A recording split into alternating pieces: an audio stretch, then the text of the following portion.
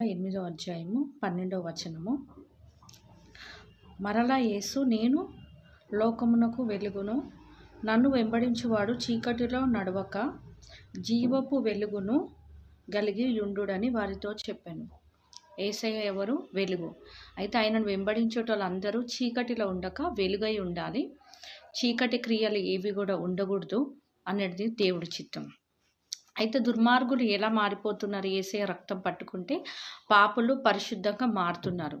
వాళ్ళు పాపం అంటించుకునడము చేస్తాం, కానీ మనము పాపాన్ని విడిచిపెట్టడం అది మన తరం కాదు. కానీ దేవుడు మహా గొప్ప కృపను బట్టి ఆయన కార్చిన రక్తం ద్వారా మనల్ని పాపం నుంచి, చీకటి నుంచి వెలుగులో తీసుకొస్తాడు దేవుడు. అందుకే కదా ఇంత గొప్పగా దేవుడు యేసు రక్తం పట్టుకోగానే జీవితం మారింది. తాగబోతులు మారుతురు, వ్యభిచారులు మారుతురు, దుర్మార్గులు మారుతురు. దేవునికి మహిమ కలుగునుగా. ఇది సమస్తము ఆయన